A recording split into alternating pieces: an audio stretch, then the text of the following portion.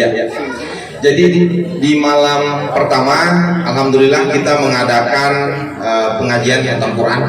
Begitu pula kita lanjutkan di malam kedua, kita khatam Quran lagi, dan alhamdulillah di malam ketiga ini kita barusan pada maghrib kita yasinan bersama keluarga, dan alhamdulillah pada isya ini kita lanjutkan dengan kegiatan taksiyah. Dan di tengah-tengah kita sudah kedatangan tamu istimewa. Beliau merupakan pimpinan pondok, Pak Ustadz, dan juga kemarin saya nonton videonya, beliau ini sempat viral juga waktu membawakan taksiyah di kediaman rumah almarhum Pak Bupati Kolaka Timur, kalau tidak salah Pak Ustadz. Kita gitu toh. Ya, alhamdulillah. Sebelum saya membacakan susunan acara, saya ingin menginformasikan kepada kita semua bahwa kapan dan di mana almarhum orang tua kami ini meninggalkan kami semua.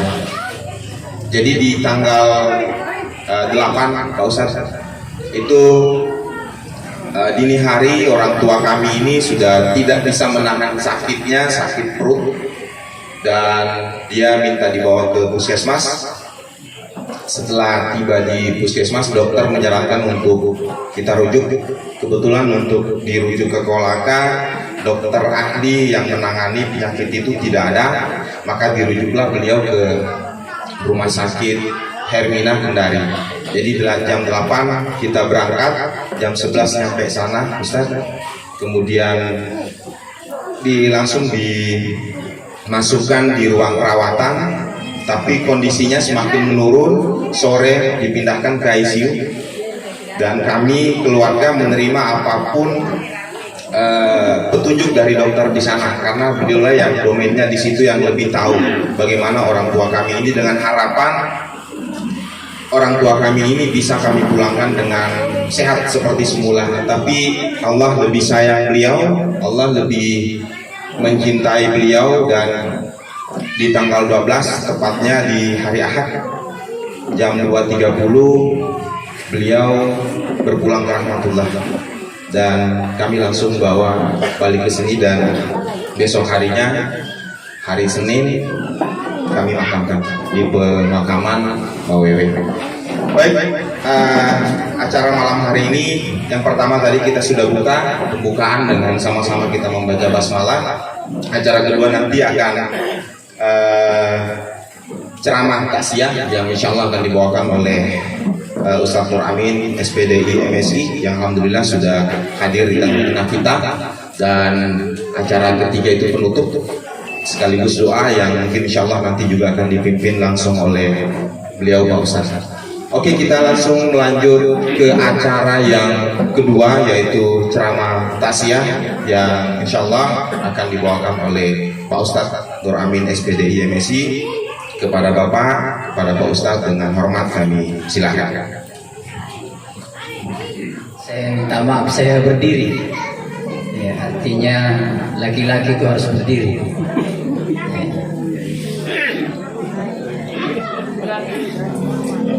Bismillahirrahmanirrahim.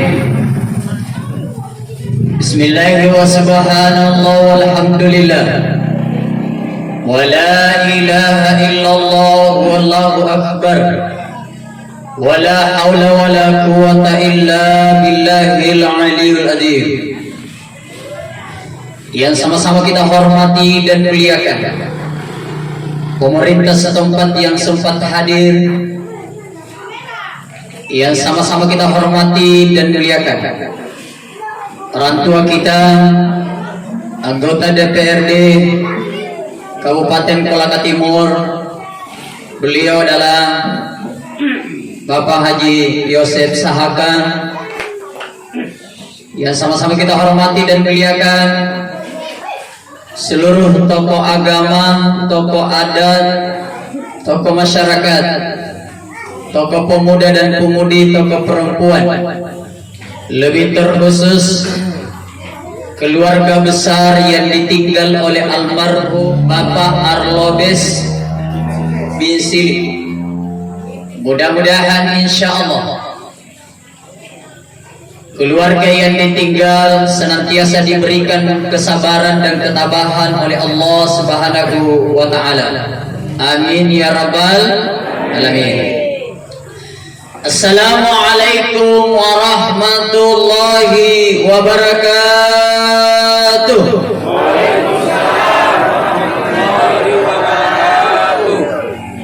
Alhamdulillah, semangat. Saya doakan mudah-mudahan insya Allah yang jawab salamku malam ini dipanjangkan umurnya oleh Allah. Amin. Yang tidak jawab salamku terutama perempuan, mudah-mudahan suaminya kawin lagi.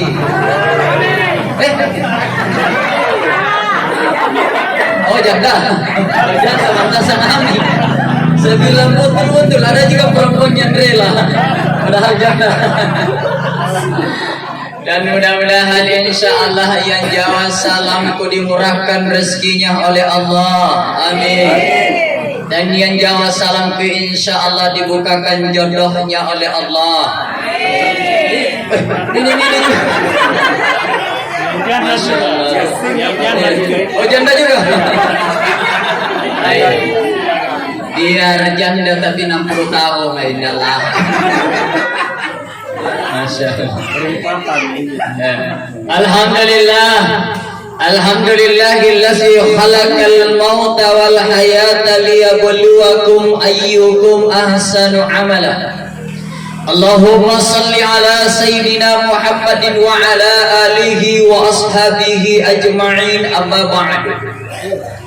Faqad qala Allahu ta'ala fi kitabihil karim, wa lanabluwannakum bi syai'in minal khawfi wal ju' wa naqsim minal amwali wal anfusi waz zamarat wa basyiris sabirin alladzina idza asabatuhum musibah qalu inna lillahi wa inna ilaihi raji'un. Sadaqallahul aliyyul adzim.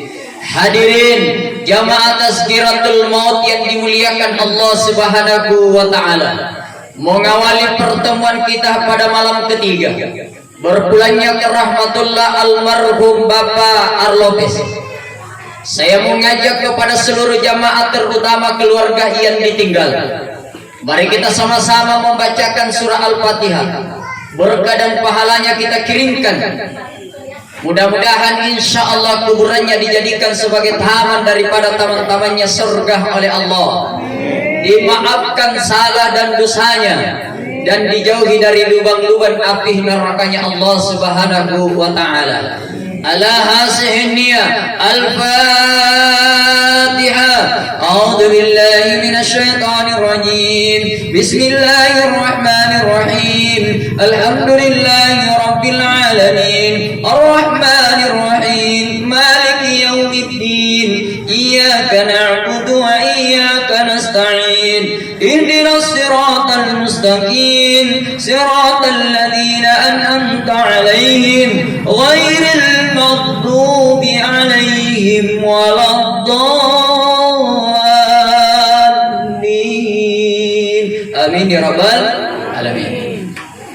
Hadirin jamaah tazkiratul maut yang dimuliakan Allah Subhanahu wa Ta'ala, mengawali pertemuan kita pada malam ini saya ingin bercerita dulu, dan cerita ini adalah fakta kenyataan yang terjadi. Mudah-mudahan insya Allah lewat cerita ini bisa kita jadikan pelajaran dalam menempuh kehidupan kita. Cerita yang pertama yang diceritakan oleh ulama besar kita, Kiai Haji Zulkifli Ali. Beliau pernah bercerita bahwa di daerah dan di kampungnya pernah ada orang yang meninggal, mayatnya dibawa ke kuburan sejak jam 3 sore sampai maghrib belum bisa dikuburkan. Apakah karena kuburannya tidak selesai digali? Kuburannya sudah selesai digali, sesuai daripada ukuran mayat tersebut. Tapi ada yang aneh. Apa yang aneh menurut cerita beliau? Setiap kali mayat ini mau diturunkan dalam kuburan, kenapa tiap kali tanah itu tiba-tiba menjadi kecil? Maka digali diluaskan. Tapi tiap kali mayat ini mau diturunkan di kuburan, berkali-kali mau diturunkan di kuburan, kenapa tanah ini langsung menjadi kecil? Maka maghrib telah masuk, adalah jamaah yang berteriak, kalau begitu kuburkan saja dalam keadaan tengkurap. Maka mayat itu tidak dikuburkan dengan terbaring, tapi dikuburkan dengan tengkurap. Kira-kira seandainya di Mawewe ada yang terjadi begini, selesai cerita. Tidak budi, pasti menggosip kini. Pasti menggosip. Dicari tahu dulu itu. Apa itu nak kerja dulu? Apa memang sifatnya? Kenapa memang? Ternyata pun di kampungnya begitu. Kami memang dua ji pak, dua ji bu kalau mati ki, kalau baik ki, nak cerita ki orang baik. Kalau jelek ki, nak cerita dong ki orang jelek. Jadi kalau ada orang meninggal di lorong, nama tepuk tangan orang nak bilang alhamdulillah, meninggal kianu nak bilang kenapa mi? Meninggal kianu nak bilang alhamdulillah, amangi lagi lorong. Wah, dipertanyakan itu kan langsung nak bilang amangi lorong. Tapi kalau dibilang siapa yang meninggal, Bapak Arlopes, tetangga keluarga jauh di sana, sedih, menangis, berarti dulu adalah beliau dikenal baik. Itu juga orang. Apalagi kalau di Bombay memang nah ada yang terjadi begitu, pasti nagali itu cerita, itu nagali itu masalah. Apalagi kalau sudah Bombaynya memang. Ternyata itu pun yang dilakukan di daerah di kampung itu adalah yang memberikan informasi, cerita, jawaban. Apa kata dia? Oh, salah satu hobinya yang dia suka kerja di waktu masa hidupnya adalah suka dan senang kasih pindah-pindah patok tanah. Saya kan Makassar patok tanah, di Makassar kita patok tanah. Tapi kalau bahasa Mawewe kasih pindah batas. Pindah batas. Ini kan banyak juga orang, tapi kan cerita jadi budi, cerita jadi padi, tapi cerita jadi. Tapi yakin dan percaya, walaupun ini cerita, tapi ada yang pernah lakukan di sini sebentar malam pasti tidak tenang tidurnya. Dikit terus ke ceramah aku udah bilang, mati kak. Baru nak mulai ceramahnya Pak Ustaz, saya yakin nah. Belum dimaksud ceramah aku dah kita memang nih. Adereng yang dimuliakan Allah. Kan memang Pak, banyak tuh itu orang tabe di tabe. Saya juga pendatang di tabe. Banyak tuh itu pendatang, masya Allah, naik ke gunung langsung dapat tuh itu tanah. Datang orang asli di sini tanya, kenapa kau patuh itu tanah? Itu kan tanahnya nenekku dulu. Weh, nak bilang tuh, ini nenekku dulu. Padahal baru-baru dia datang di Mawewe. Nabi lagi, mana tandanya kalau itu tanahnya nenekmu? Nabi bilang, itu kelapa besar nih. Padahal itu kelapa. Ada orang lewat, nah lupa kelapanya tumbuh di situ. Nabi bilang nenekku nih. Masya Allah. Apa solusinya? Nabi sudah sampaikan, jangankan kau ambil tanahnya orang semeter kali sekian, sejengkal pun kau ambil tanahnya orang dalam keadaan zalim, dalam keadaan haram, demi Allah kau tidak akan pernah tenang di alam kuburmu. Kau akan dikalungkan 7 lapis tanah, tersiksa terus menerus sampai datangnya hari kiamat. Solusinya 2 aja. Tobat tidak. Solusinya hanya 2. Solusi yang pertama, kalaupun ada tanahnya orang lewat dari batas tanahnya kita datangi orang besok, minta halalnya itu tanah. Tidak mau dihalalkan, minta dibeli itu tanah. Tidak mau dibeli, tidak mau minta halalnya. Sudah terlanjur dibangun rumah, bongkar itu rumah sepotong. Kan mau mati di situ. Mau mati.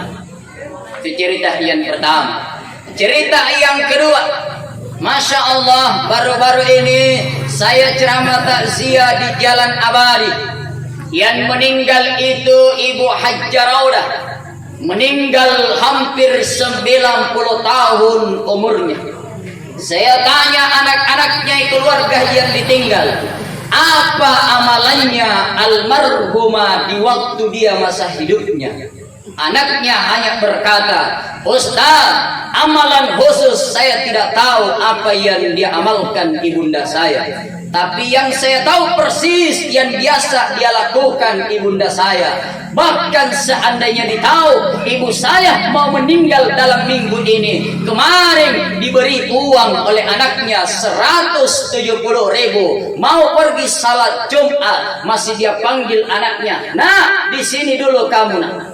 Ini ada uang yang dia kasih saya ke kamu 170.000, 100.000 ini kau bawa, sedekahkan, sumbangkan saya untuk di masjid.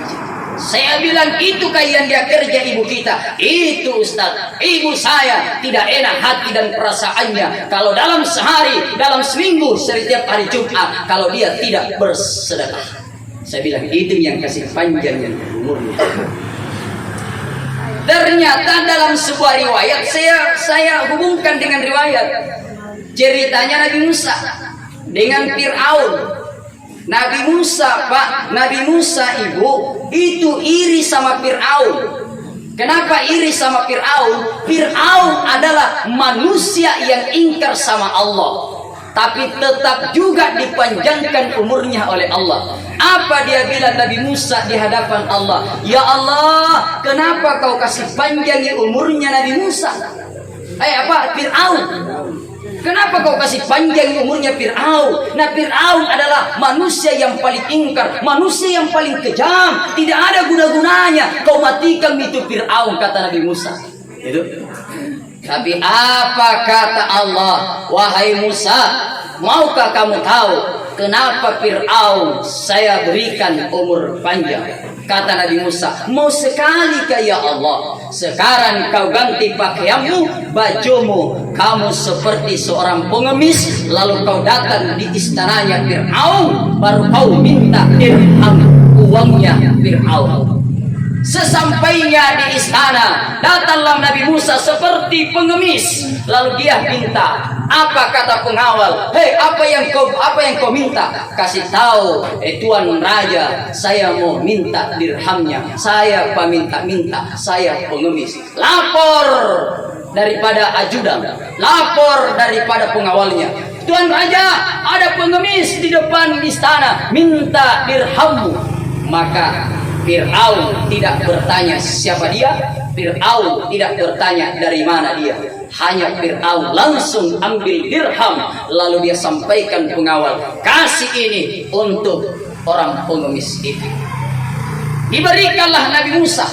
Setelah diberikan dirham Nabi Musa, dia kembali mengadu kepada Allah. Ya Allah, hanya rahasia yang kudapat dari Fir'aun, saya hanya diberikan dirham, tidak ada yang rahasia selain daripada ini. Lalu Allah sampaikan, wahai Musa, ketahuilah, memang Fir'aun ingkar, memang Fir'aun adalah manusia kejam, manusia yang tidak mau akui saya sebagai Tuhannya. Tapi ketahuilah, saya panjangkan umurnya Fir'aun. Itulah rahasia tadi. Fir'aun itu orangnya suka memberi dan membantu pengemis.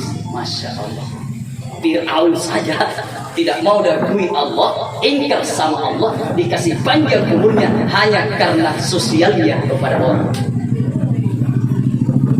Apa hikmah di balik cerita yang saya ceritakan malam ini? Yang pertama, diabadikan dalam Al-Quran, faman ya'mal miskala syarratin khairan yara, wa man ya'mal miskala syarratin syarran yara. Apapun perbuatan yang kita lakukan masa hidupnya kita, baik perbuatan kita akan dibalas oleh Allah jauh lebih baik dari apa yang pernah kita lakukan.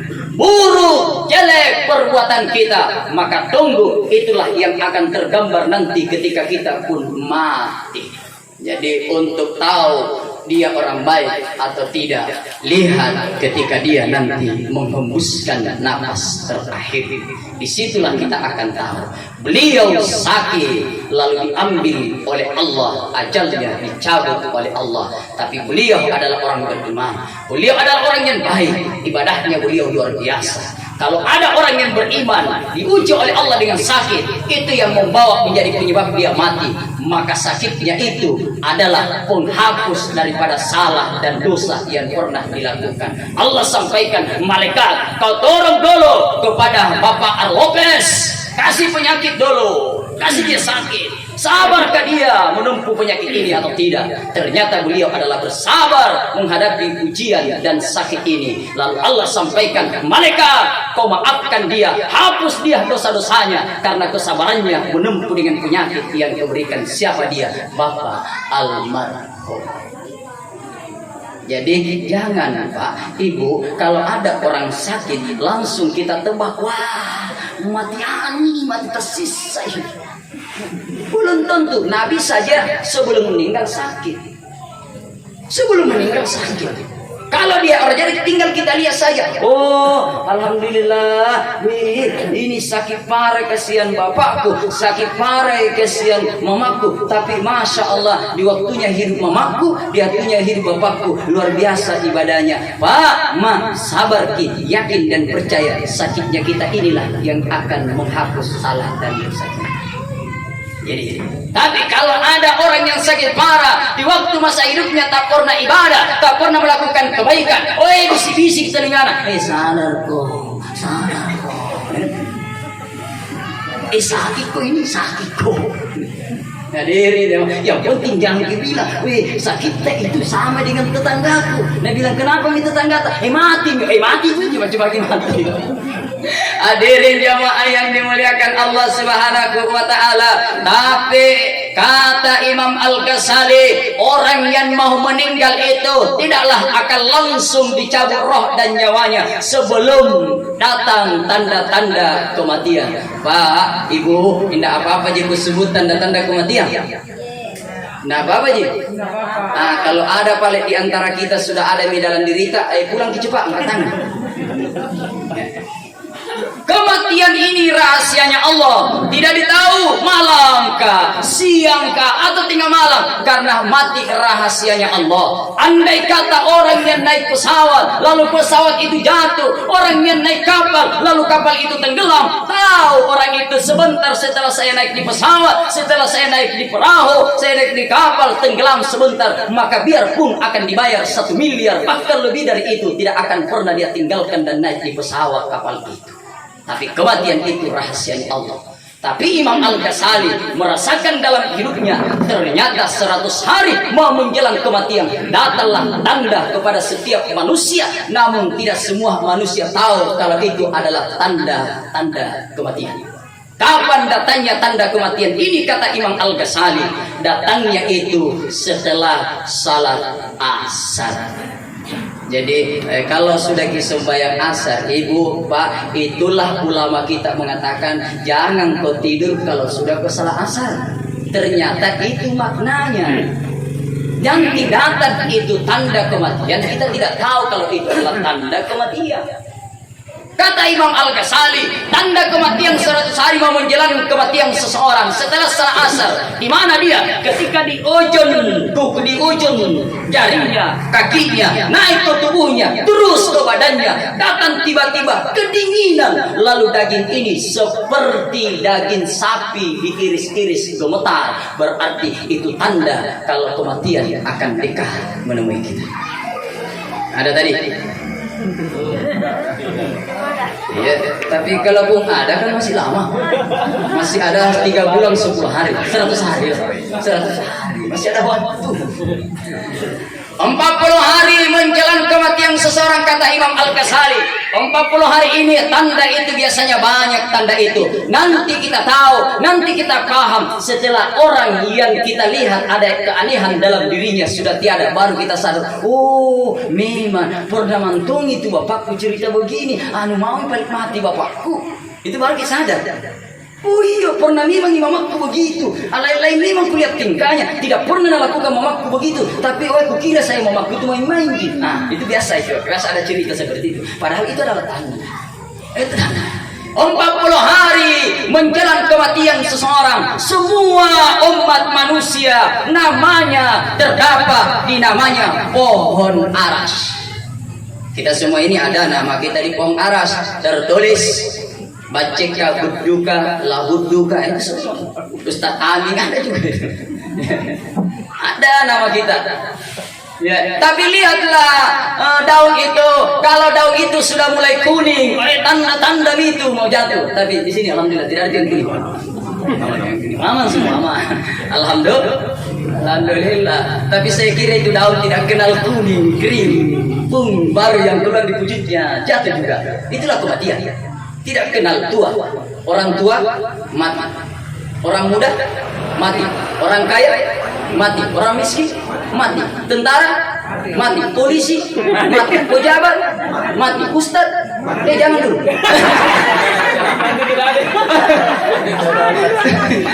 Iya, maksud saya kalau Ustaz dulu, siapa yang mau ceramah? Siapa yang mau urus kalau ada orang mati? Bagaimana Ustaz? Coba Ustaz. Hadirin nyawa yang dimuliakan Allah. Tapi malam ini malaikat Israel sampaikan, tak kenal kau Ustaz Amin, kalau tiba waktu dan saatnya kau pun akan dicabut roh dan nyawamu. Kullu nafsin sa'iqatul maut. Namanya yang bernyawa pasti akhir daripada hidupmu, dicabut nyawa dan rohmu. Tapi enggak apa-apa bapak-bapak, duluan saya di belakangan.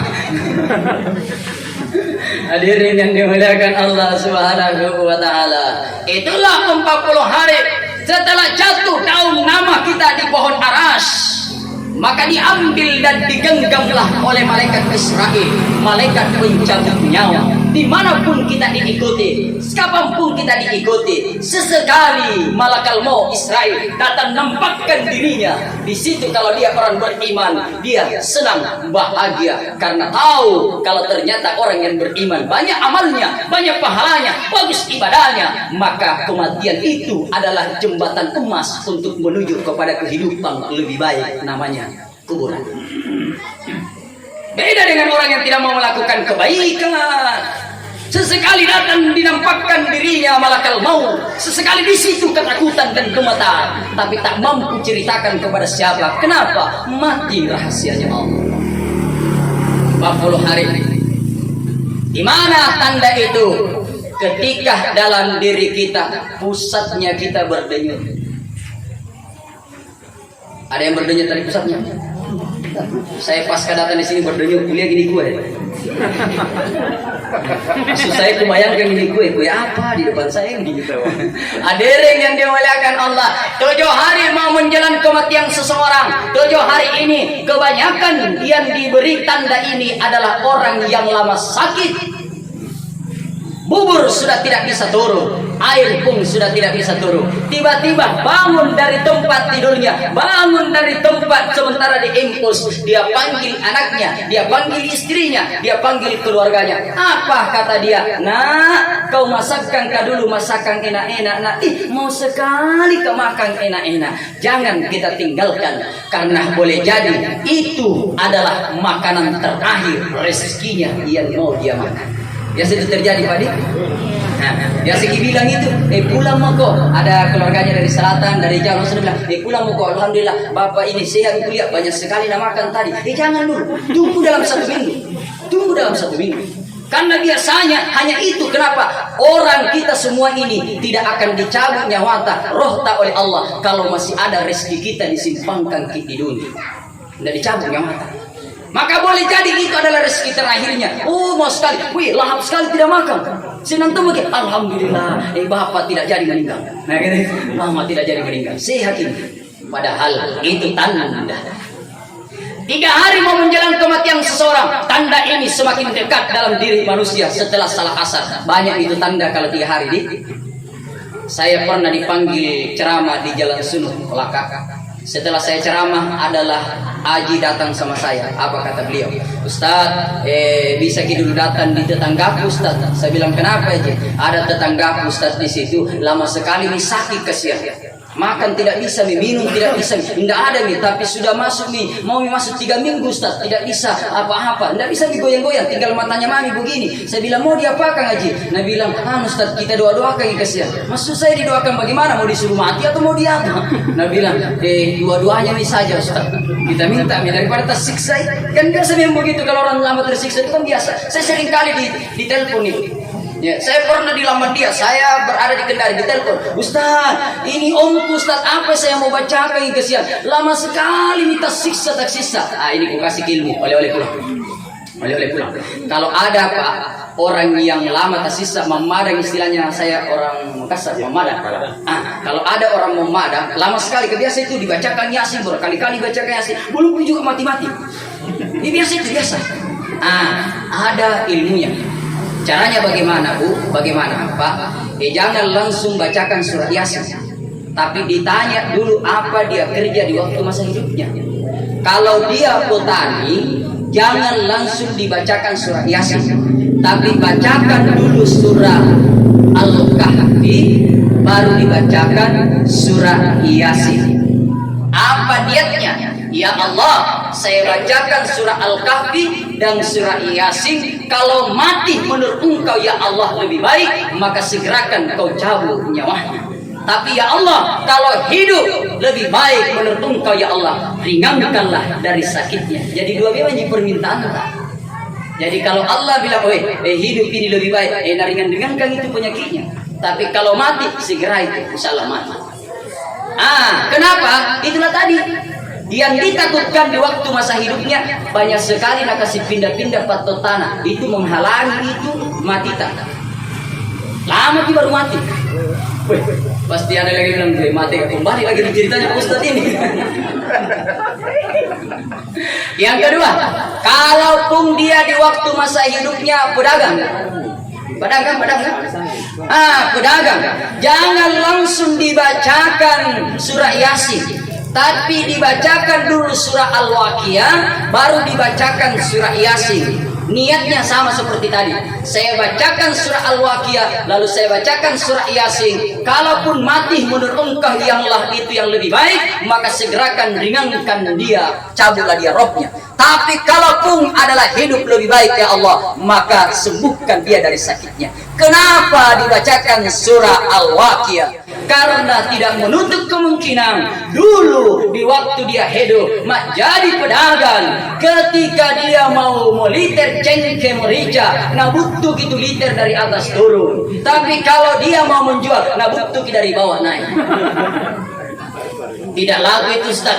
Kenapa? Tidak laku militer. Yang laku itu Ustaz timbangan. Timbangan lagi bahas. Ada orang beli timbangan di toko itu normal. Tapi kenapa ketika sampai di tokomu, ketika sampai di gudangmu, kenapa timbangan itu kurang dari sekian ons? Kita tahulah, jangankan setengah kilo kau ambil, bicara saja kau ambil daripada hartanya orang, sama hanya kau makan dengan makanan yang haram. Lihat air putih malam ini adalah putih, tapi jangan terlalu banyak kotoran kau masukkan di sini. Kau teteskan saja tinta turun di air putih ini, maka akan berubah warnanya menjadi warna yang kotor. Artinya apa? Jangan sampai harta kita sekian ons kita campur dengan harta hasil keringatnya kita, maka itu pun akan dikotori dengan harta yang begitu banyak. Bagaimana mau berkah hartanya kita? Ada yang bilang, Ustaz, saya tidak tahu ini Ustaz, pendapatanku luar biasa, kaya bapaknya luar biasa pendapatannya. Tapi jangan heran, banyak orang pendapatannya banyak, tapi istrinya tidak ditahu, malam siang tidak ada di rumah, keluar terus pergi. Boleh jadi kenapa? Karena harta yang kau makankan keluargamu bukan harta yang berberkah. Jangan heran, memang betul banyak pendapatanmu, banyak uangmu, tapi anak pertama adalah anakmu. Pangisah lem, box. Anak kedua, bodoh.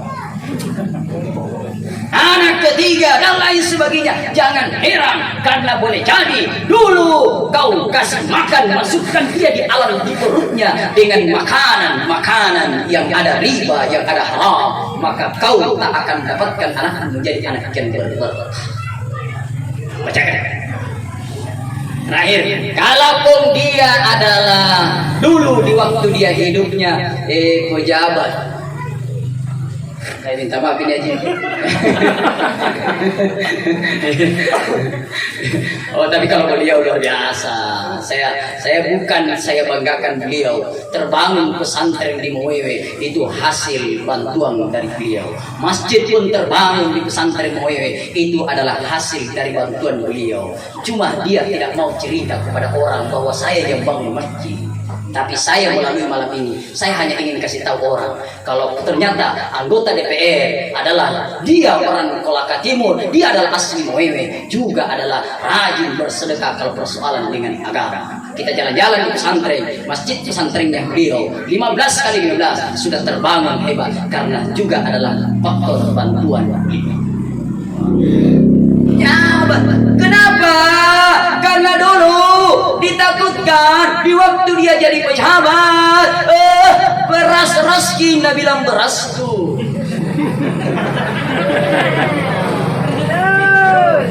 Dananya Pak Desa, Nabi bilang danaku. Tapi tidak ada di Moewe. Hati-hati, pengaruhnya uang luar biasa. Hari ini memang kau tak berani, tapi setelah kau masuk di rekeningmu sekian-sekian miliar, mungkin kau berkata 100 juta tak akan ketahuan. Bisa itu diubah itu tanda tangan. Oke, manusia tak pandang kita, manusia tidak lihat kita, tapi malaikat tidak akan pernah lengah daripada penglihatan kita. Cari yang mana hakmu, itu yang kau makan, itulah yang akan menjadi berkah dalam hidupmu. Jangan kau cari haknya orang lain kau makan. Jangankan kita makan haknya orang lain yang haram, makan yang halal saja belum tentu anak kita menjadi anak yang soleh dan saleh, belum tentu keluarga kita menjadi keluarga sakinah mawaddah warahmah. Padahal itu jelas-jelas halal dikasih makan. Makanya bacakan surah Yasin Al-Mulk dulu baru surah Yasin. Jadi ilmu yang kedua. Al-Mulk ini Al-Mulk ini Pak, kalau ada cita-cita, ada Pak tentara di sini, Pak polisi di sini, kalau ada cita-cita anak mau mendaftar polisi, mau mendaftar tentara atau mendaftar apa, ibunya atau bapaknya rajin-rajin itu baca surah Al-Mulk. Al-Mulk Tabarak. Al-Mulk itu adalah surah raja. Baru kiniakan ya Allah, ku baca ini surat Tabarakah, surat Al-Mulk. Kalau memang ternyata ya Allah, anakku sementara kasihan daftar ke polisi, daftar ke tentara. Tapi kalau memang itu ya Allah, polisi, tentara menurut Engkau baik hidupnya dunia dan akhirat, maka ringankan kantongi kasihan dengan berkahnya surat Al-Mulk Tabarakah. Tapi kalau memang bukan ya Allah, carikan pekerjaan yang lain yang lebih baik menurut Engkau ya Allah. Itu minta sama Allah. Hadirin jamaah yang dimuliakan Allah Subhanahu wa taala, itu yang dibacakan. Tanda 3 hari ini pun akan lebih banyak dalam diri kita. Maka apa yang terjadi? Setelah saya bacakan ibu ini di jalan Solo, saya bacakan surah Yasin, saya bacakan surah Al-Waqiah. Kenapa? Karena dia adalah pedagang ikan.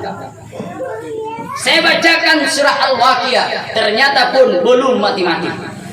Setelah itu saya sampaikan keluarganya yang datang berkumpul, termasuk Haji yang panggil saya, Haji minta maaf Kak Haji nih, sudah dibacakan surah Yasin dengan surah Al-Waqiah, tapi ini ibu belum mati dalam jangka waktu 3 hari.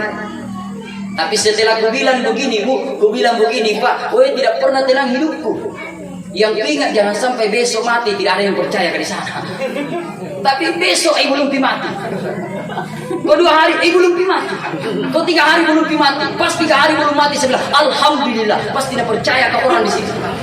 Ternyata betul, Masya Allah. 5 hari setelah saya datang ceramah, saya datang majikan dia, baru dia meninggal. Kenapa saya tahu? Karena saya sudah ditelepon oleh Haji, Ustaz bisa kita datang taziyah. Saya bilang di mana? Itu yang kita datang baca-bacakan kemarin. Saya bilang mati nih, dia bilang mati Ustaz.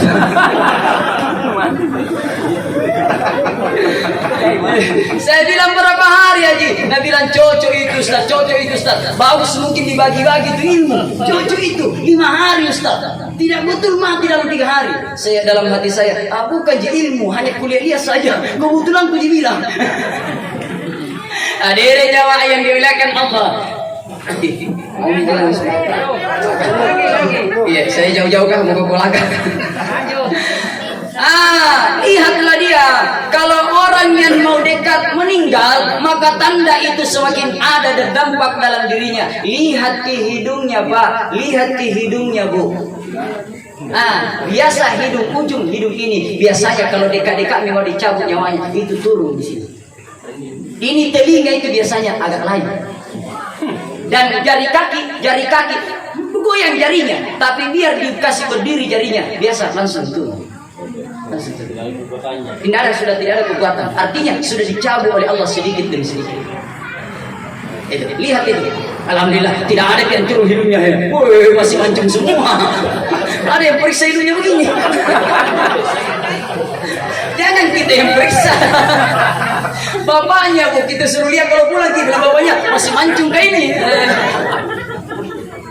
Hadirin jamaah yang dimuliakan Allah Subhanahu wa taala, sehari mau menjelang kematian seseorang, asal datang tanda itu semakin ada dalam diri kita. Inilah tabi. Makanya Imam Al-Ghazali di waktu 3 hari datang itu tanda kematian. Apa yang dilakukan Imam Al-Ghazali? Dia puasa 3 hari berturut-turut. Kenapa puasa? Agar harapannya Imam Al-Ghazali, kalau nanti meninggalkah, dimandikan oleh keluargaku, tidak terlalu banyak nih najis yang keluar dari lubang dubur dan dubur. Sehari mau menjelang kematiannya Imam Al-Ghazali, dia beli kain kapang lalu dia bungkus dirinya, baru dia kasih tahu bapaknya, bapak, dia ke bapaknya, begini nanti kalau mati kan. Jadi Bu, resepnya kalau ada suami malas salat subuh, ini resepnya saya kasih. Ibu, kalau ada suami yang malas bangun salat subuh, selalu dikasih bangun, tidak mau bangun, maka ibu beli kain kapang bungkus di dirinya, baru tidur di dekatnya begitu. Langsung lompat itu lari, bukan lagi tak tahu bangun kemana. Coba saja. Hadirin jamaah yang dimuliakan Allah Subhanahu wa taala, sehari maka Allah sampaikan malaikat kau turun, cabutlah kekuatannya Bapak Arlopes mulai dari kakinya, dicabut dia dari ujung kaki ke lutut, sudah mulai dingin. Dari lutut ke pusat naiklah, sudah mulai dingin. Dari pusat ke tenggorokan, di tenggorokan disinilah lama prosesnya cabutan roh dan nyawa. Kenapa? Selalulah saya ceramakan, karena disitulah kesempatan terakhir iblis datang menggoda setiap orang yang dicabut roh dan nyawanya. Datang di sebelah kanan menyamar dia sebagai bapaknya. Wahai Bapak Arlopes, saya ini adalah bapakmu, ikuti saya. Cukup kau berkata, saya menyesal menyembah Allah. Tapi di lisannya Bapak Arlopes tak berhenti keluar kalimat la ilaha illallah. Tidak mampu. Hingga di sebelah kiri datang dengan menyamar sebagai ibunya Bapak Arlopes. Apa kata dia? Wahai Bapak Arlopes, saya ini ibumu yang membesarkan kamu, yang menyusui kamu. Cukup kau ikuti saya. Kau katakan saya menyesal menyembah Allah. Tapi di lisan bibir ini tak berhenti la ilaha illallah. Kenapa tak berhenti? Dulu sering asyhadu an la ilaha illallah wa asyhadu anna Muhammadar Rasulullah. Datang dari arah depan, apa yang dia bawa? Dia bawa dengan segelas air. Lalu datang ditawari, Bapak Arlopes, begitu kau haus, rasakan namanya kematian, cabutan roh. Pasti kau haus. Lihatlah Pak, Ibu, kalau ada orang dicabut nyawanya, rohnya, kirimin. Ini gigi kering, bahkan biasa kayak ada yang pecah-pecah di gigi. Kenapa? Karena disitulah hausnya orang yang meninggal luar biasa. Sampai disampaikan, seandainya air laut itu ditumpahkan ke tenggorokan orang yang mau dicabut roh dan nyawanya, maka air laut itu akan kering, tak akan mampu obati ini hausnya orang yang meninggal. Tapi tak pengaruh dengan sedoran air itu. Apa kata Bapak Arlopes? La ilaha illallah Muhammadar Rasulullah.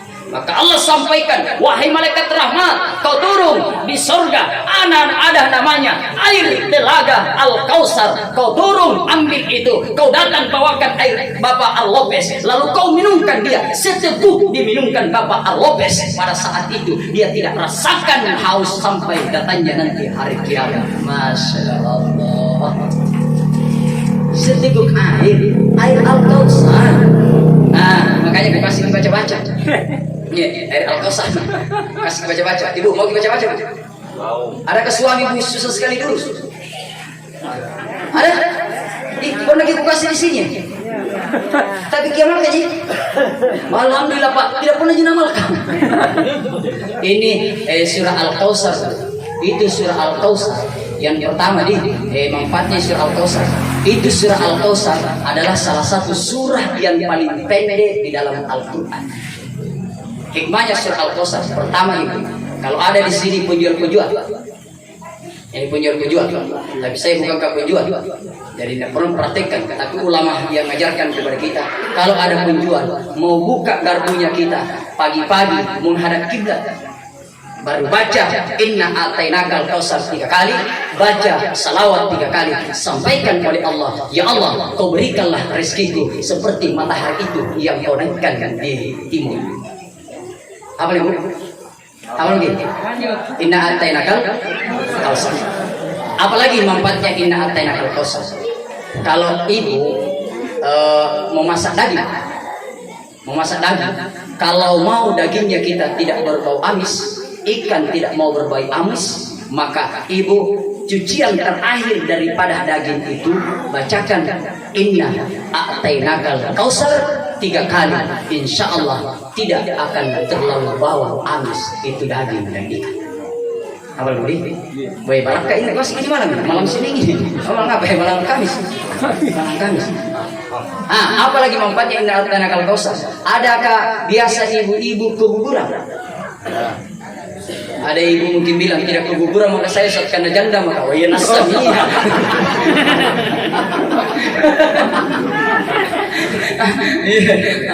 Biasa kalau bukan ibu mungkin anaknya ibu, menantunya ibu. Ada mungkin yang baru menikah atau mungkin ada menantunya ibu selalu keguguran. Jangan maki cari, jangan maki pergi didukung. Ini doanya. Tapi ini doanya. Surah Al-Kausar. Kalau hari Jumat jadi Budi hari Jumat perkirakan ki khotib pak khutbah pak baca khutbah sudah naik di mimbar. Biasanya itu kalau tidak salah jam 12 lewat 5 menit itu sudah naik di khatib di situ. Pas naik khutbah khatib, maka ibu atau anaknya ibu yang selalu keguguran, pergilah kita mandi. Setelah kita mandi, ambil air wudu. Setelah ambil air wudu, kita menghadap kiblat. Lalu siapkan air 1 gelas. Siapkan air 1 gelas. Ada itu air wudu barakana yang dibilang air wudu. Ada itu dalam derita yang lama baru bisa turun. Bahkan geli. Yang mana itu? Di hidungnya kita itu biasa ada air. Lama baru bisa turun. Biasa geli-geli bisa. Ada 2 itu. Di hidung dengan di ujung siku. Ini yang diambil. Perhatikan dulu. Sebenarnya saya tidak pernah keguguran, tapi bisa saya perhatikan. Contoh. Sudah bagi berwudu, menghadap kiblat. Setelah kita menghadap kiblat, siapkan air segelas. Lalu kita ambil di hidungnya kita. Ini air nih, ambil, baru kita ambil di kanan, ambil di kiri. Satukan, baru kita kasih turun, bacakan inna atainakal kausar 7 kali, salawat 7 kali, insya Allah berkah itu tidak keguguran terus menerus. Paham lagi? Keluar gini, kebetulan gue ingat gitu telaga Al-Kausar sehingga keluar ini baca-baca. Yang terpenting gampang itu kalau suami mau dibacakan. Ingat gampang sekali. Kalau ada suami susah diurus, kikiriki, selalu mau kawin, selalu mau nikah, bacakan ini ya. Bismillah, matiin suami. Itu nih saya asbabnya ibu. Dimanapun saya ceramah, tidak pernah bawa ke ibu, istriku. Kenapa? Karena tidak keluar ki baca-baca. Kalau ada istriku, takut dibaca-baca juga. Masya Allah. Tapi. Dihibur ki kasihan keluarga almarhum kalau tidak dihibur sedih. Artinya itulah maknanya takziah. Takziah itu adalah hiburan. Bukan berarti datang kita kasih taki orang yang sedih, bukan. Tapi di syuting juga. Saya tinggal di syuting kita lihat video. Ambil kiai Budi. Apa saja yang suka suami tak? Kopi pak, kopi pahit, kopi susu atau teh? Jangan sebentar, tidak ada yang tidak suka. Tapi adakah suami tak di sini? Oh gampang pak. Tangkisannya buka sih sebentar pak, tangkisannya. Gampang. Yang penting jangan seperti di waktu bangga. Sudah ku kasih istrinya baca-baca, naikkan di mobilku, ada bapak-bapak tahan kan. Dia bilang, Ustaz jangan dulu. Saya bilang, kenapa gitu pak? Dia bilang, apa tangkisannya dulu tadi? Saya bilang, balasi. Iya, tangkisannya masya Allah. Tadi perhatikan dulu. Malam Jumat subuh, Kamis subuh, Senin subuh. Kamis sebentar. Perhatikan. Tapi kalau ada suami tadi sini, jangan dipraktekkan. Nah lupa bicara sama aku. Ini sendok. Bismillahirrahmanirrahim. Atau putar seperti orang tawaf. Inna a'tainakal kausar. Fasalli li rabbika wanhar. Inna syani'aka huwal abtar. Setelah kita baca ini, jangan dulu kasih sendok, kasih tahu dulu Allah. Ya Allah, nanti kering air al-kausar, baru kering pula cinta dan kasih sayangnya.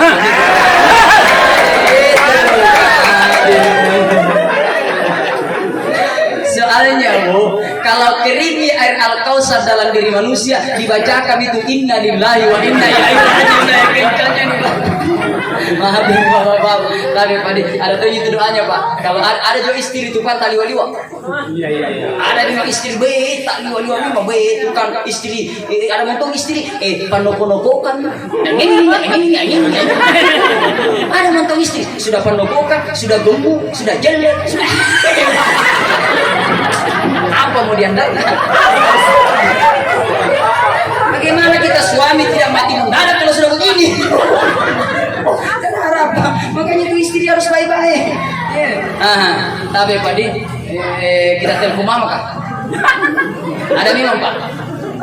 Istri biasa menangis itu istri. Kalau ada istri suka menoko-noko, cerita kiri kanan, gampang. Cari itu, doanya atau penggerakna mungkar dan nakir. Ada orang tua saya, ada ayahanda saya di sini. Ya, ada ayahanda saya. Saya sudah 11 tahun lebih, 11 tahun saya bersama dengan istri saya. Baru topik udah apa? Pasti biasa saya bilang, jangan terlalu banyak ceritamu. Diam tuh, diam itu. Betul ini jadi betul. Itu artinya penggerakna mungkar dan nakir. Nah, SMS saja Pak nanti. Jadi kalau ada yang telepon karya WA, pasti saya bilang, oh suami tak istri kayaknya. Masya Allah, jamaah yang dimuliakan Allah. Kita lanjutkan bagaimana proses kematian ini setelah dicabut oleh Allah Subhanahu wa taala. Setelah dicabut, Allah, malaikat Jibril, malaikat Israel menghadap sama Allah. Ya Allah, kau perintahkan kepada saya untuk mencabut roh dan nyawanya Bapak Arlopes. Dari arah mana ya Allah saya harus cabut? Allah sampaikan kau datang dari arah mata, hidung, mulut, telinga, tangan dan kaki. Dia datang dari arah matanya. Tapi berat tak sanggup malah kalau mau cabut nyawanya Bapak Arlopes dari matanya. Kenapa? Tengah malam dia ambil air wudhu, dia bentangkan sajadah, dia ambil tahajud 2 rakaat, meneteskan air mata di tengah malam. Air matanya itulah sehingga tak sanggup dicabut rohnya lewat mata. Ibu menangis tuh di tengah malam. Nangis ibu. Ada ibu-ibu menangis karena belum pulang suami. Ada ibu-ibu menangis karena tidak ada uang lembur dikasih. Biasa menangis. Tapi kalau menangis karena takut dengan Allah, maka insya Allah ini akan berat. Tak sanggup dicabut nyawa lewat mata, tak sanggup dicabut nyawa lewat mulut. Kenapa? Lisan ini selalu membuatkan hati orang manis, bahagia orang dengan lisan dan mulut.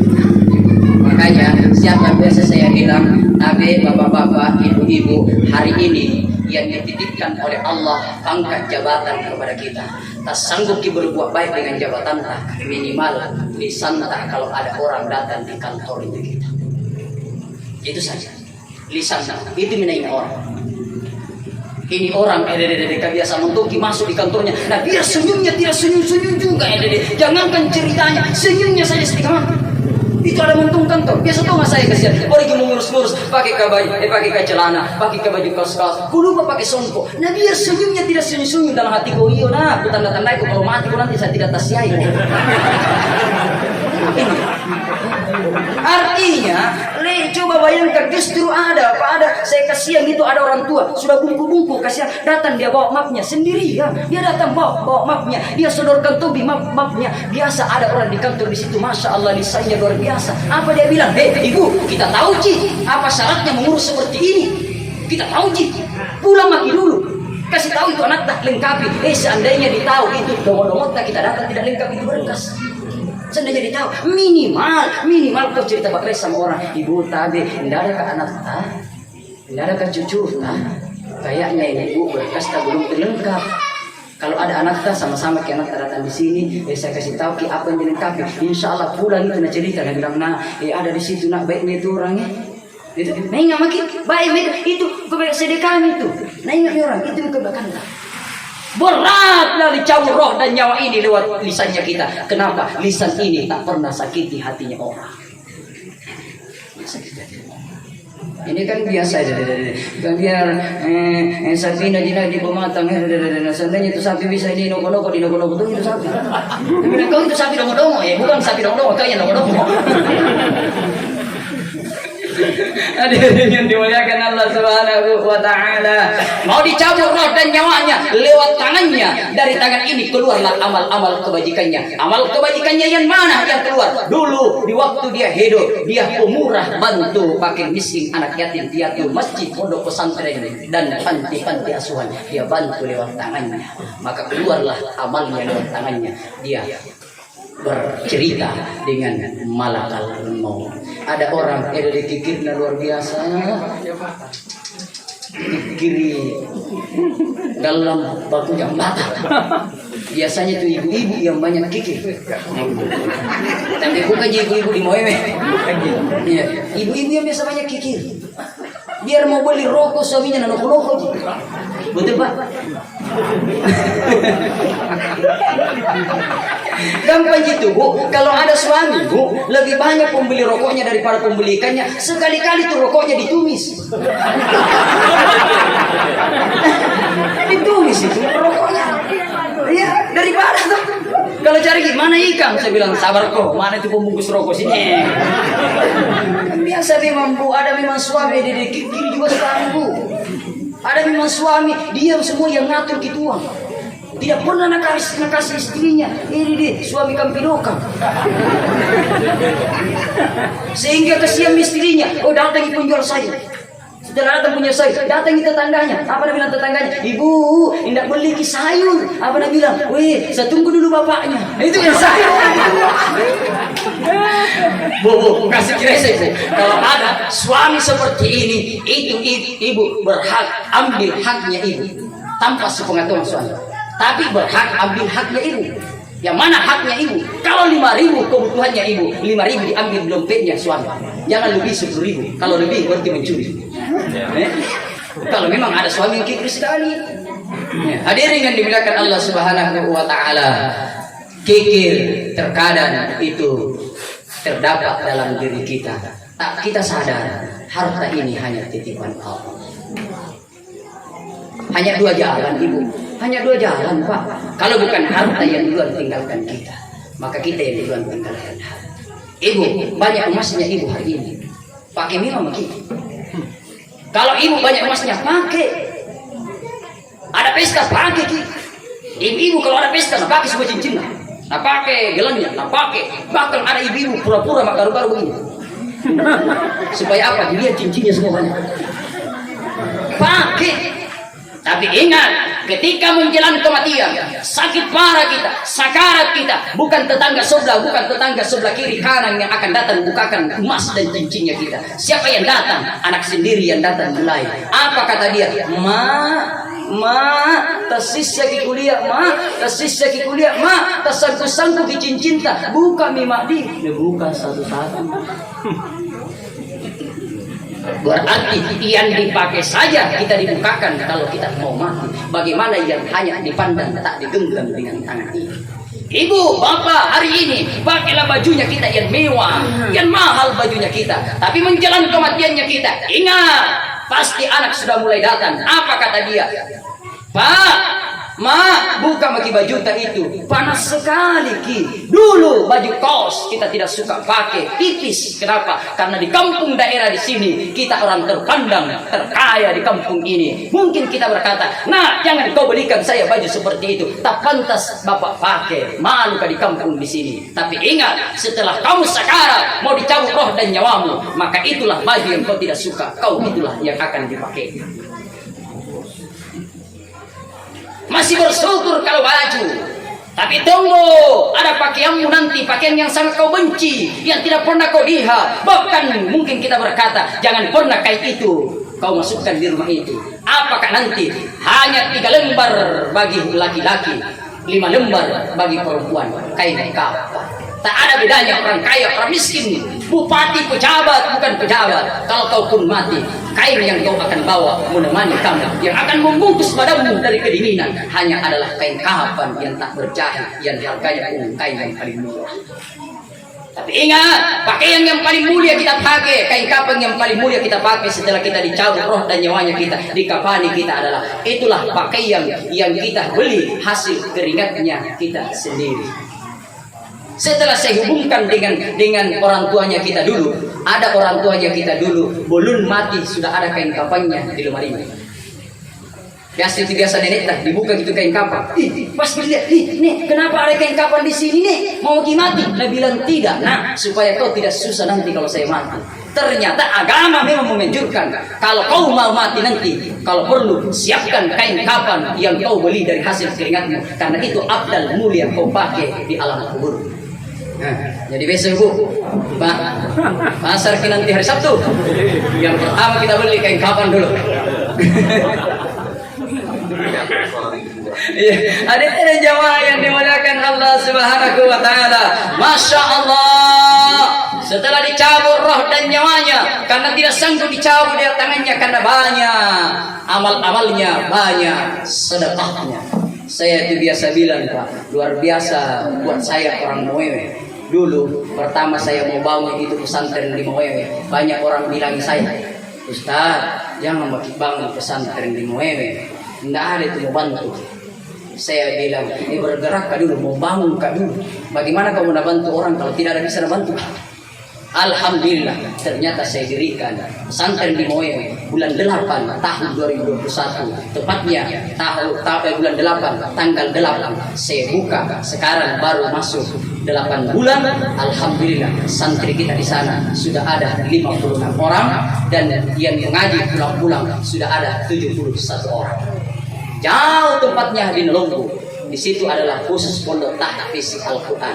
Tapi berbahagialah kita orang Moewe, karena selain daripada itu, alhamdulillah tahun ini juga saya buka pesantren umum yang tidak bisa menghafal khusus Al-Quran, karena di sana adalah memang kerjanya hanya menghafal Al-Quran, tidak sekolah. Nanti waktu tepat dia ujian, baru saya ikutkan ujian di sekolah yang saya temani kerjasama. Jadi dia terima 3 ijazah nasional, ijazah pondokan, dan ijazah tahfiz Al-Qur'annya 30 juz nantinya kalau dia lulus. Ada yang bilang sama saya, Ustaz, anak-anak di sana sekolah, jadi bagaimana masa depannya? Saya bilang jangan cerita di luar, kita datang lihat di pondok. Ini kan banyak cerita. Alhamdulillah tahun ini ada 8 orang sudah ikut ujian nasional, ujian sekolah kemarin akhir. Di SMP, SMA, SD sudah ada. Di mana tempat kerja sama saya, yaitu di pondok pesantrennya Pak Safi'i di Pati Kolaka, Nur Zamzam 28. Di kuliah ini ada ustaz-ustaznya saya bawa. Tapi alhamdulillah saya katakan tahun ini berbahagialah kita orang Moewe. Tidak sanggup anaknya kita menghafal Al-Quran, maka saya bukakan di Witombo, di tempatnya masuk penampungan kayu. Di situ sementara terbangun sudah ada bangunannya, walaupun hanya kayu bangunannya kasihan. Tapi saya bilang tidak apa-apa, yang penting dilihat dulu bagaimana hasilnya daripada hasil kayu. Tahun ini saya buka yang tidak mampu menghafal Al-Quran masuk di pondok umum, dia belajar agama malam sampai pagi, dan jam 7 sampai jam 2 dia belajar umum. siap di sana. Jadi dua pilihan. Ya, dua pilihan. Ada orang bilang, Ustaz, kenapa kita di Mowewe membangun? Saya bilang, keluarga saya di Mowewe. Kenapa? Banyak keluarga saya yang menikah orang asli Mowewe. Saudara mama saya banyak menikah dari asli Mowewe. Berarti saya juga orang asli Mowewe. Sehingga itulah saya datang minta petunjuknya beliau. Alhamdulillah tokoh-tokoh agama di Mowewe. Saya ucapkan terima kasih banyak kepada kita semua. Sumbangan tak sedekata. Ada anak-anak biasa datang minta-minta sumbangan sama kita nih. Nah, kalau tidak mau menyumbang, jangan diusir, kasihan dia. Ya, ini pesanku sama kita. Saya tanya itu anak-anak, kita kira kamu kalau pulang di pondok saya tidak tanya. Aku tanya itu. Saya bilang, tunggu, datangi rumahnya orang. Apa dia bilang? Dia bilang, Ustaz, ada tunggu, belum Pak Barka di pagarnya kasihan ketuk-ketuk. Nah tutupi maka pintunya. Saya bilang doakan, nah semoga dibukakan pintu hatinya oleh Allah. Jangan doakan tidak baik, doakan. Hadirin jamaah yang dimuliakan Allah Subhanahu wa taala. Artinya, kalau daerah kampung kita ada sebuah pesantren, ada sekolah agama, itu berarti ada Pak Tolak Bala di daerah di kampung kita kalau ada pesantren. Kolaka lihat, satu-satunya kabupaten yang ada di Sulawesi Tenggara yang paling terbanyak pondok tahfiznya adalah Kolaka. Tapi alhamdulillah lihat Kolaka aman dari musibah, aman dari bencana. Kenapa? Ada anak pesantren yang tak pernah berhenti dengan Al-Qur'annya, baca Al-Qur'an, hafal Al-Qur'an, orang yang pegang Al-Qur'an, orang yang baca Al-Qur'an. Sesungguhnya itu adalah sama dengan berdoa di hadapan Allah untuk penolak bala, untuk diturunkan berkah di daerah di kampung itu. Janji Allah, "Lau anna ahlal qura amanu wattaqu la fatahna alaihim barakatin minas sama'i wal ardh." Kalau di daerah itu, di kampung itu beriman, bertakwa kepada saya, kata Allah, saya akan turunkan berkah dari langit dan saya akan keluarkan berkah dari bumi. Apa itu? Orang yang beriman, bertakwa kepada Allah Subhanahu wa taala. Saya hanya mohon, kalaupun hari ini kita tidak mampu sodorkan tangan kita membantu pesantren yang sementara saya bangun, maka cukup kita doakan, ya Allah, kasih umur panjang, kasih sukses di pesantren, selamatkan anak-anak di sana untuk kampung dan daerah kita Mowewe. Masya Allah, amin ya rabbal alamin. Yang kedua, saya hanya ingin sampaikan kepada kita, jangan mikir sungkan-sungkan. Kalau ada keluarga tak meninggal, ada sahabat tak meninggal, tidak ada orang membacakan Al-Quran, datang ambil di pondok, jangan pikir-pikir di masalah amplop. Jangan pikir. Kalau ada paling alhamdulillah. Kalau tidak ada, mengerti.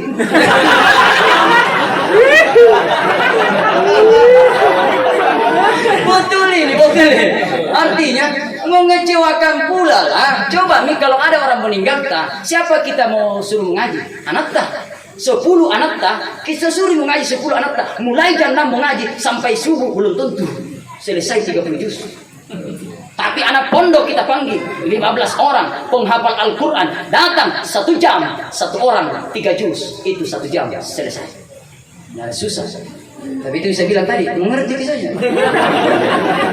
Itu ini anak pondok, Pak, anak pondok. Hari ini kita kasih mungkin amplop 10.000. Amplop 5.000 kita kasih setelah dia mengaji. Tapi pulang di pondok, dia belikan kue, dia belikan makanan, dia masukkan di perutnya, dia jadi daging dia dalam perutnya, jadi darah dalam perutnya. Tapi setiap hari dia mengaji, dia baca Al-Quran, maka amplop yang 5.000 kita kasih tadi itu jauh lebih bermanfaat. Dia rasakan orang yang meninggal, dia rasakan pula keluarga yang ditinggal. Itu menjadi amal jariah, padahal 5.000 jika saya dikasih.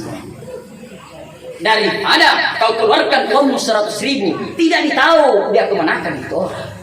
Dia makan ji, dia kasih beli apa ji, atau dia pakai mas sewa-sewa.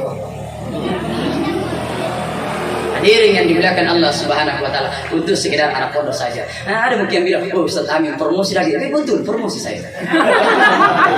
Kan masih banyak orang tidak tahu. Ya, orang mau itu masih banyak tidak tahu. Memang promosi saya. Kalau tidak percaya, jalan-jalan ke sana. Lihat, mau kian di dekat di Tolbo, alhamdulillah sementara saya bangun bulan 7 sudah masuk. Ya, sudah masuk. Walaupun sederhana. Dan alhamdulillah santri kita, masya Allah, tahun kemarin Ramadan, tanya orang-orang 5 kabupaten, dia sudah mampu ke Kabupaten Kolaka Utara, ke Bombana, ceramah dalam jangka baru 6 bulan sudah mampu ceramah di hadapan orang banyak. Ada orang bilang, Ustaz, berani betul kita keluarkan anak-anak kita ceramah. Dalam hati saya, tes dulu baru kau berkata. Artinya dua saya padukan. Banyak orang buka pondok tahfiz biasanya memang khusus hanya tahfiz saja tapi tidak tahu ceramah. Saya bilang saya bukan penghafal Al-Quran. Yang mulia di belakang ini pembinanya, ustadznya 30 juz menghafal Al-Quran. Saya berkolaborasi dengan dia. Hei, kau targetkan anak-anak hafalannya, saya yang targetkan dari ceramahnya. Disuruh ceramah mampu, disuruh imam mampu. Masalah itu yang dipraktekkan. Anak SD kelas 5 SD di Samaturu dia imam, dia ceramah 5 SD. Setelah itu digendong oleh Pak Desa. Itulah asbabnya orang Malaha, orang Samaturu tahun ini sudah ada 9 orang langsung diangkat anak-anaknya mendaftar sekarang dari pondok. Malaha. Itu kelas 5 SD. Saya terima. Dari SD saya terima. SD, SMP, SMA saya terima. Ustaz bagaimana dengan mencucinya? Nggak tahu sendiri gitu. Mau mencuci karena injak-injak ya terserah, yang penting harum di bajunya. Artinya inilah kesimpulan daripada ceramah saya. Ibu jamaah yang dimuliakan Allah Subhanahu wa taala, semua akan ditinggalkan, semuanya pun akan berakhir. Tapi yang tidak akan berakhir, hari ini kalau Bapak meninggal seperti meninggalnya Bapak Lopez, semua anak-anaknya datang dengan buat acara seperti ini, mengaji, itulah yang ditunggu almarhum. Baca doa itulah yang ditunggu almarhum. Baca yasin itulah yang ditunggu almarhum. Malam ini dia undang Ustaz Amin dari Pelaka, ceramah itulah yang ditunggu almarhum. Masya Allah. Hari ini banyak orang tua, amalnya dulu banyak, pahalanya dulu banyak, tapi hari ini dia sedih. Ditanya dengan roh yang lain, kenapa kau sedih? Padahal ahli ibadah kamu di waktu kau hidup. Betul ahli ibadah, tapi ada anakku 5 yang saya tinggalkan, tapi setelah dia bagi warisan tidak pernah mengenainya. Kenapa kau bahagia? Masya Allah, saya tinggalkan anakku bukan tanah, bukan warisan, bukan usaha, tapi saya tinggalkan anakku. Anak yang pertama saya titip di pesantren, alhamdulillah jadi penghafal 30 juz. Hari ini itulah yang saya rasakan, tidak pernah berhenti pahalanya, terus menerus pahalanya kurasakan. Ngajikan saya, bacakan saya. Siapa itu? Anak yang pertama, anak yang kedua mengaji. Hari ini ibu, hari ini pak, lebih baik hari ini kita menangis karena kita titip anaknya kita di pesantren, berpisah dengan anaknya kita, itu lebih baik dan lebih mulia tangisannya kita karena berpisah karena anaknya kita di pesantren, daripada kita menangis karena tidak ada anaknya kita mengingat ketika kita di alam kubur, menangis terus menerus, akan kecewa kita karena tidak ada anak yang selalu mendoakan kita. Doa yang dia tunggu dari anak-anak tidak ada yang lain. Tidak bisa doa. Hari ini ada anaknya Bapak Lopez. Oh, tabe ini pesantren, tabe ini masjid. Saya sedekahkan atas nama bapakku 50.000 untuk bapakku. Bahagianya, senangnya dia 50.000 dimasukkan. Itu menjadi amal jariah yang tidak pernah putus pahalanya. Siapa yang lakukan? Anak-anaknya. Mau kurban, ini mau dekat kurban. Jangan kita kurban hanya atas nama kita sendiri terus menerus. Suaminya kita. Tapi ingat, hari ini tidak ada pangkat jabatanmu kalau bukan karena doanya ibumu. Ingat, hari ini kau tidak akan mampu menjadi orang hebat kalau bukan doanya bapakmu. Meninggal bapakmu, meninggal ibumu. Tahun ini kau yang berkurban, tahun depan dikhususkan untuk ibumu, bapakmu, untuk kurbankan, kirimkan pahalanya untuk bapak dan ibumu. Bahagianya dan senangnya dia. Sebagai kesimpulan daripada ceramah saya pada malam ini, kurang lebih 1 jam kebersamaan kita. Yang pertama, meninggalnya almarhum Bapak Lopez adalah takdir yang telah ditentukan oleh Allah. Artinya apa? Jangankan persoalan nyawa, daun bunga saja tidak akan jatuh di tangkainya kalau bukan itu adalah takdir yang telah ditentukan oleh Allah. Jadi apapun bentuk kematian kita, selalu serahkan sepenuhnya oleh Allah, bahwa itulah Allah yang sudah tentukan kematian kita. Yang kedua, dengan meninggalnya Bapak Lopez adalah ujian yang terbesar dan terberat bagi keluarga yang ditinggal. Tapi anak-anaknya, keluarganya yang ditinggal, Allah sampaikan, bersabar hadapi ujian ini, lalu kau tingkatkan ibadahmu kepadaku, insya Allah saya akan balas lebih baik dari apa yang saya ujikan hari ini, kata Allah, karena sabarnya kita. Terakhir kita yang hadir, Bapak Lopez meninggal sudah tiada, dijadikan pelajaran dalam hidup ini. 3 hari yang lalu dia yang dimandikan, dia yang dikafani, dia yang disalati, dia yang diantar ke kuburan. Maka boleh jadi besok adalah gilirannya Ustaz, gilirannya kita semua yang dimandikan, dikafani, disalati, diantar ke kuburan, dan pun ditaksiai malam pertama besoknya. Oleh karena itu, siapkan diri untuk menghadapi kematian. Karena orang yang baik mati, maka dia akan tenang senang di alam kuburnya. Bapak Lopez ditanya, maukah kamu kembali lagi di Moewe? Dia hanya bilang, saya tidak mau kembali ke Moewe, karena kuburan ini jauh lebih baik daripada Moewe yang pernah saya tinggali. Tapi orang yang mati sejak zamannya Nabi Adam sampai meninggal kemarin dengan dosa, maksiat, salah, tidak pernah tenang hari ini di alam kuburnya. Dia hanya berteriak-teriak, walau tara isil mujrimuna nakisur usihi inda rabbih rabbana abusarna wasami'na farji'na na'mal salih. Ya Allah, mataku telah melihat siksaanmu, telingaku telah mendengar siksaanmu, farji'na na'mal salihan, kasih pulang ke di dunia baru kamu lakukan kebaikan. Terlambatlah kita, Yesus. Oleh karena itu, mudah-mudahan insyaallah kita semua ini diberikan umur panjang oleh Allah Subhanahu wa taala, diberikan kesehatan oleh Allah Subhanahu wa taala, dan terutama insyaallah keluarga yang ditinggal oleh almarhum senantiasa diberikan hidayah, petunjuk, berkah oleh Allah Subhanahu wa taala, kesabaran oleh Allah Subhanahu wa taala. Mohon maaf, billahi taufiq wal rahmah. Assalamualaikum warahmatullahi wabarakatuh. Waalaikumsalam warahmatullahi wabarakatuh. Demikian ceramah taksiyah yang barusan disampaikan oleh Al-Ustaz Nur Amin. Terima kasih Ustaz. Alhamdulillah banyak hikmah yang jamaah dapat. Kita juga dapat taratib alias amalannya. Kita dapat hikmahnya, kemudian kita juga dapat lucunya, dan insya Allah akan meresap dan kita akan aplikasikan di kehidupan kita sehari-hari. Terakhir, yang acara yang malam hari ini adalah penutup. Mari kita sama-sama membaca hamdalah alhamdulillahirabbil alamin, dan alangkah lebih bagusnya ketika ceramah taksiyah ini dan kajian kita di malam hari ini ditutup dengan doa oleh Al-Ustaz. Kepada beliau kami silakan. Baiklah, mari kita tutup dengan sama-sama kita berdoa Allah Subhanahu wa taala. A'udzu billahi minasyaitonir rajim. Bismillahirrahmanirrahim. Alhamdulillahi rabbil alamin. Hamdan syakirin, hamdan na'imin, hamdan yu'afi ni'amahu wa yukabil masida. Ya Rabbana lakal hamdu kama yanbaghi bi 'alalika wajhikal karim wa 'azimi sultana. Allahumma salli ala sayyidina Muhammad. Allahumma ghfir lil muslimina wal muslimat wal mu'minina wal mu'minat al ahya'i minkum wal amwat, innaka samiun karim mujibud da'wat wa ya qadil hajat. Allahumma ghfir lahu warhamhu wa afihi wa anhu.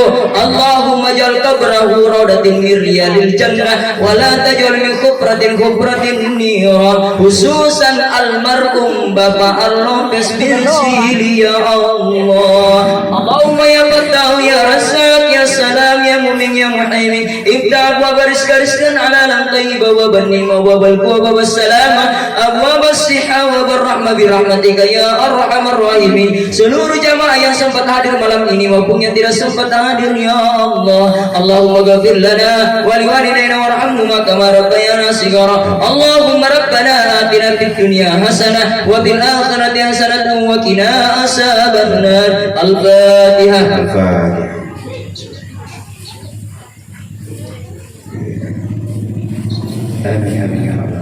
Amin.